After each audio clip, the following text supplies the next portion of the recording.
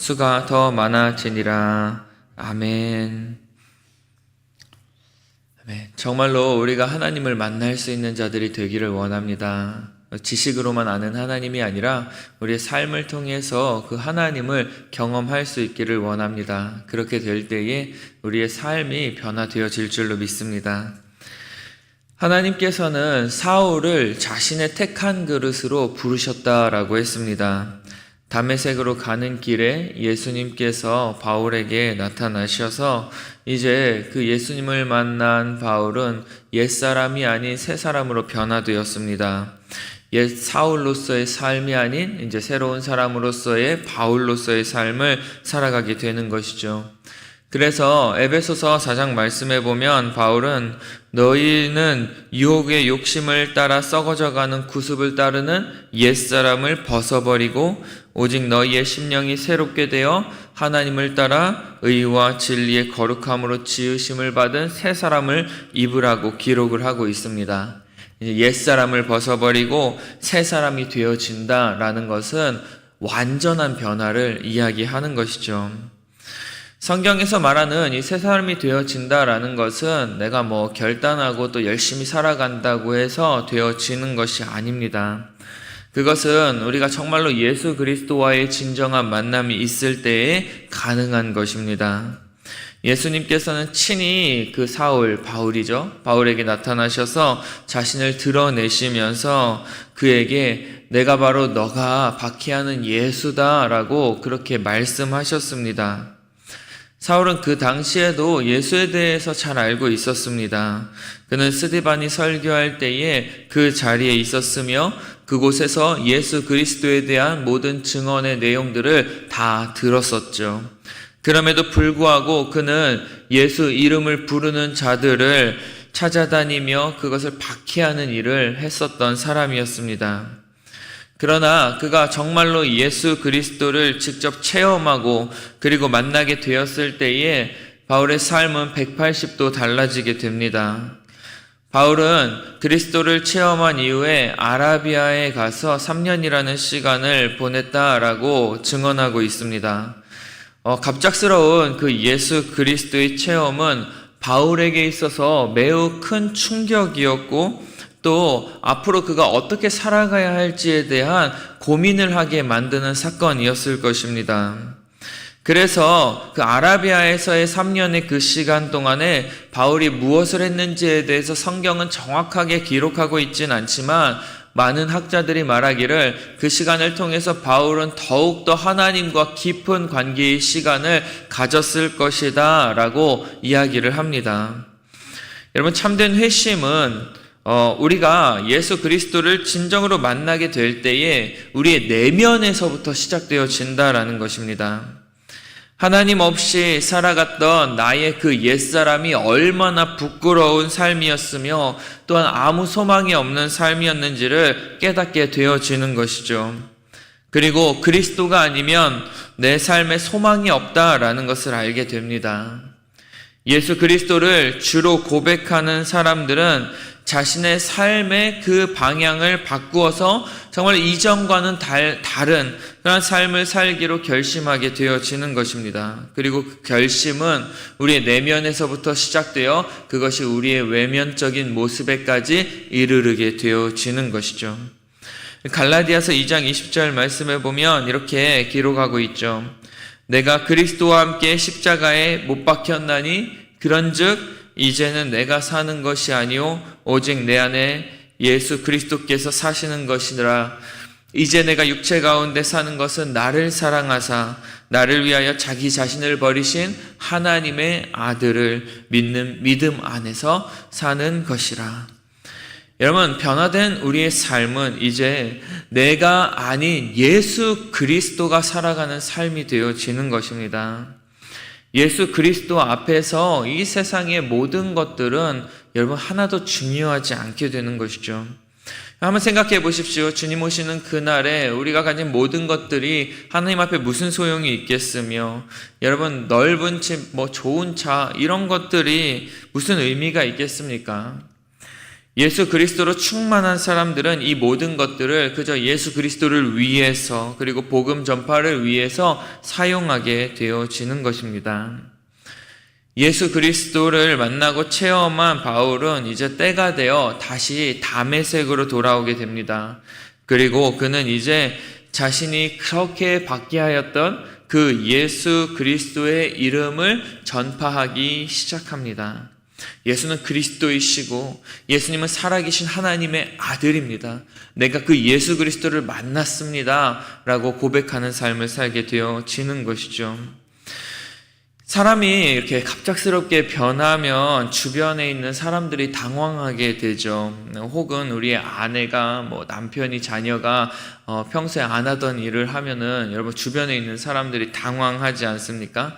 그러면서 저 사람에게 혹시 무슨 문제가 생긴 것은 아닐까 걱정하기도 하고, 혹은 저 사람 죽을 때가 된 거 아니야? 라는 그런 농담을 하기도 합니다.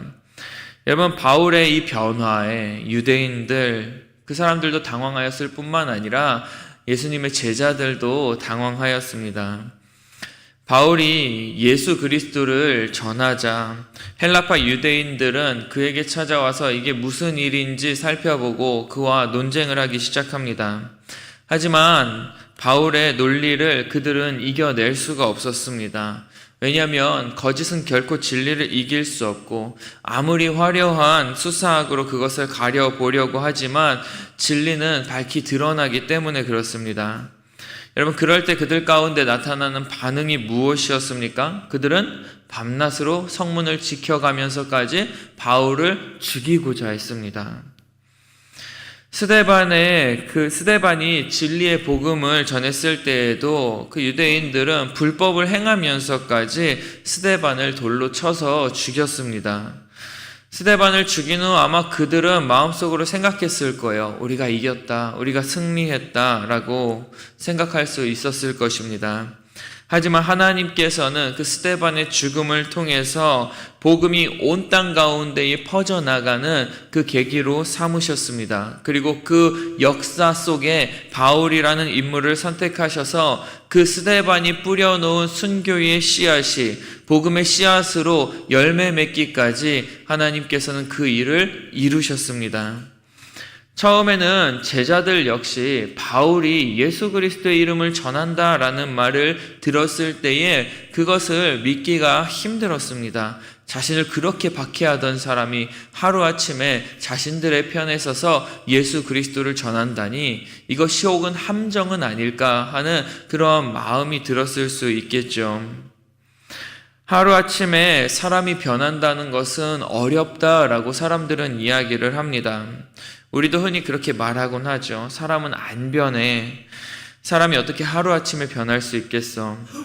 여러분, 물론 사람은 할 수 없습니다. 하지만 하나님은 하실 수 있습니다. 변화될 수 있다라는 거예요. 예수 그리스도를 만나는 순간 우리의 인생의 목적과 방향이 달라지고 그로 인해서 사람의 삶이 바뀌게 되어지는 것입니다. 사람이 자기 자신의 인생의 목적과 의미를 새롭게 발견하면 여러분 그 인생이 달라지기 때문에 그렇습니다. 그리고 그 모습을 통해서 바울은 참된 예수 그리스도의 제자가 되었고, 그리고 그의 제자들 또한 그가 변화되었다는 것을 깨닫게 되어졌습니다. 예수 믿는 사람을 박해하던 사람, 그 바울, 그는 이제 죽음을 무릅쓰고 예수 그리스도의 이름을 전하는 사람이 되었습니다. 여러분, 그와 마찬가지로 정말로 우리가 예수님을 만나게 되면 우리 역시 예수 그리스도의 증인이 되어진다라는 것이죠. 저는 저와 여러분들이 예수 그리스도를 진정으로 만나는 그런 사람들이 되어지기를 원합니다. 그렇게 되면 우리의 내면에서부터 복음의 씨앗이 심어질 것이고 그것이 복음 증거라는 열매들로 나타나게 되어질 것입니다. 복음을 전할 때에 우리 가운데에 어려운 일들이 찾아올 수 있을 것입니다. 하지만 그럴 때 우리는 포기하지 않고 끝까지 그 예수 그리스도의 이름을 전해야 할 줄로 믿습니다. 여러분, 예수님의 제자들의 모습을 보십시오. 그들이 성령 충만했을 때에 그들은 다 담대하게 복음을 선포했습니다. 그 모습이 우리 가운데 있기를 원합니다.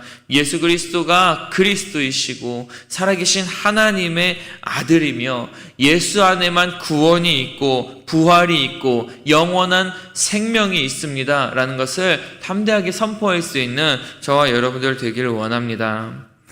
우리가 그렇게 살아갈 때에 사람들은 우리가 예수 그리스도의 제자라는 것을 알게 될 것입니다. 그리스도인이라는 뜻이 무엇입니까? 그들의 말과 행동, 사상과 가치관이 예수 그리스도를 닮은 사람들을 이야기하는 것입니다. 우리가 교회에만 등록해서 다닌다고 해서 모두가 그리스도인이라는 이름을 받는 것이 아니라 정말로 우리가 우리의 삶 가운데에 예수 그리스도를 주로 고백하며 그분의 가르침을 따라 살아갈 때에 우리는 비로소 참된 그리스도인이 되어지는 것입니다. 정말로 초대교회의 그리스도인은 예수 그리스도의 그 이름으로 말미암아 박해를 당하고 죽임을 당하기까지 그 이름을 전하던 사람들이었습니다. 그러한 사람들을 보고 세상 사람들은 저들이 진정한 그리스도인이다 라는 이름을 붙여주었던 것이죠. 여러분, 저는 저와 여러분들의 삶 가운데에 그런 그리스도인, 크리스찬이라는 이름이 정말로 새겨지기를 원합니다. 세상 사람들이 우리가 담대하게 예수 그리스도의 복음을 전하는 그 모습을 통해서 저 사람 정말로 그리스도인이구나 라는 것을 여러분 깨달을 수 있도록 여러분들의 삶을 드러낼 수 있기를 원합니다. 오늘 31절 말씀을 보면 그래서 이제 온 유대와 갈릴리와 사마리아 교회가 평안하여 든든히 서갔다라고 기록을 하고 있습니다. 스데반의 순교, 그리고 우리가 살펴본 빌립의 그 사역, 그리고 또 사울의 회심 사건을 통해서 교회가 세워지고 든든히 서가게 되어졌습니다. 그리고 더 나아가서 그 당시 교회 안에 있었던 성도들이 주를 경외하고 성령의 위로가 그곳에 충만함으로 말미암아 많은 수의 사람들이 하나님께로 돌아오는 일들이 일어났습니다. 여러분, 교회의 부흥은요, 우리 성도들의 헌신적인 노력의 결과로 이루어지는 것이 아닙니다. 성령의 충만한 위로의 역사가 그 가운데 나타날 때에 교회의 부흥이 나타난다라는 사실입니다. 예수님의 제자들이 어떤 뛰어난 능력과 지혜를 가지고 있었기 때문에 초대교회가 부흥한 것이 아니었죠. 그들은 그저 갈릴리의 어부였고 또 그들 중에는 세상 사람들이 멸시하는 세리와 같은 사람도 있었습니다. 그럼에도 불구하고 초대교회가 그 당시에 크게 부흥하고 성장하고 그 복음이 하나님의 나라가 세상 가운데 확장될 수 있었던 이유가 무엇입니까? 그것은 바로 성령이 그들과 함께하였기 때문에 그렇습니다. 오순절 마가의 다락방에서 성령이 그들의 각 사람 마음 가운데 충만했을 때에 그 가운데에 복음이 충만하게 되어졌습니다. 오직 예수님의 제자들이 했던 일이 있다면 그것은 바로 하나님을 경외하는 일이었습니다. 하나님을 높여드리는 일이었습니다. 하나님께 영광 돌리는 일뿐이었습니다. 근데 오늘날 많은 교회들이 교회의 성장을 위해서 자꾸 스스로가 무엇인가를 해보려고 합니다. 얼마나 많은 프로그램들이 한국 교회 안에 있는지 모릅니다. 그래서 이게 효과가 좋았다라고 하면 너도 나도 그 프로그램을 자신의 교회에 도입하고 합니다. 이 프로그램을 해봤더니 교인 수가 늘었다더라.